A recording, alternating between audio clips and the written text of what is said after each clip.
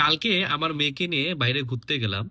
আর যেটা সে সবসময় করে, সে বাহিরে একটু চুপচাপ থাকে, অন্যদেরকে একটু অবজার্ভ করে, কিন্তু সাডেনলি সে কোলে যায় না, বা সে বাসায় যত খেলাধুলা করে বাইরে গেলে সে একটু দেখে যে অন্যরা কেমন, বোঝার চেষ্টা করে, কিন্তু নিজের যে রূপ চিল্লা চিল্লি লাফালাফি সেটা সে করে না। আর এটা আমার মনে হয় অনেক বাচ্চাদের ক্ষেত্রেই হয়, যে দেখা গেল বাসায় একটু দুষ্টুমি করে, বাইরে খুবই চুপচাপ ভদ্র থাকে। আর সে বাইরে অন্যদের কোলেও অত যাইতে কমফোর্টেবল না, সে ভয় পায়, কান্নাকাটি করে।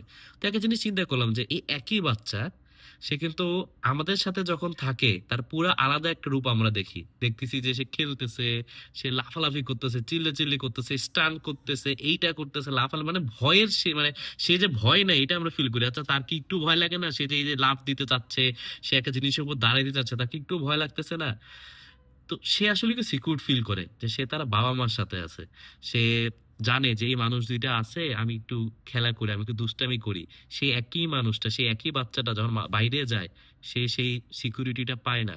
তো আমার পার্সোনালি এটা খুবই ভালো লাগে যে আচ্ছা, একই তো মানুষ, আমরাও মানুষ, বা যারা ওই স্ট্রেঞ্জ মানুষকে দেখতেছে ওরাও তো, কিন্তু এই আমি, আমার উপর যে সে এত ট্রাস্ট করতে পারতেছে, আমি যখন বাইরে যাচ্ছি, রাতের বেলাও বের হইলে ও হচ্ছে আমার কাছেই থাকতেছে, বুকের মতো লেগে থাকতেছে। সে জানে যে আব্বু তো আছে, আব্বু তো আমাকে তার বেস্টটাই দেওয়ার চেষ্টা করবে। যে এই এই যে একটা মানুষ, সে আমাকে দেখে আমার উপর যে ট্রাস্ট করতেছে, এটা আসলে এই বিশ্বাসটা কিন্তু আসলে অর্জন করতে হয়। তারপর সে যে বাসায় যখন থাকে, সে যে এত ফ্রিলি খেলতে পারে, দুষ্টামি করতে পারে, চিল্লাচিল্লি করতে পারে, কিন্তু বাইরে কিন্তু সে এই কঠিন দুনিয়াটা দেখে, যাচ্ছে দুনিয়াটা তো অনেক কঠিন, কিন্তু ওই যে বাবা মার সাথে থেকে, আমাদের সাথে থেকে সে অনেক সিকিউর ফিল করে। তো এটা কিন্তু আসলে একটা গভীর জিনিস, আর এটা কিন্তু এই ট্রাস্টটা কিন্তু অর্জনও করতে হয়, তাই না?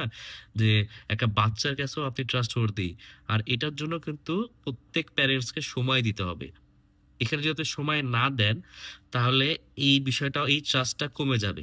আর একটা সময় হয়তো এটা একটু যদি বড় বাচ্চার কথা চিন্তা করি, এখন আমার বাচ্চার বয়স হয়তো 1.5 বছর, এটা যাতে আমি চেষ্টা করবো আমার সাইড থেকে, বা সবার চেষ্টা করি, এই ট্রাস্ট যাতে সবসময় বাবা মার ক্ষেত্রে থাকে সবার আগে।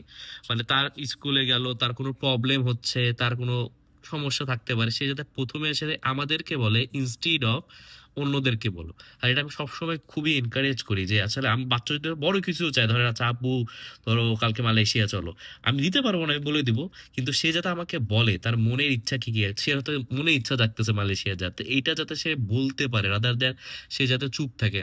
আর আমি যদি সব ধমক দিয়ে দেই, না তোমার কোনো ইচ্ছা আমাকে বলা যাবে না, তোমাকে আগে নিজে টাকা কামাইতে হবে, তারপরে হ্যান ত্যান করতে হবে, তাহলে হয়তো সে একটা সময় আর বলবে না।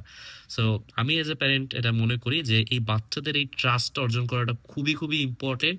আর এখন কিন্তু এটা আরো বেশি গুরুত্বপূর্ণ, যেহেতু হচ্ছে অনেক সময় আমরা দেখি যে বাচ্চারা নিজেদের কথা ফ্রেন্ডদেরকে আগে বলে, আর বাবা মাকে পরে বলে। কিন্তু আগে কিন্তু প্যারেন্টসকে বললে অ্যাটলিস্ট আমি বুঝতে পারবো তার মাথায় কি চলতেছে, তাই না? তো এটা খুবই ইম্পর্টেন্ট এজ এ প্যারেন্টস, যে আপনি যত বেশি সময় দিবেন, ততই আপনি কিন্তু আপনার বাচ্চার ট্রাস্টটা অর্জন করতে পারবেন।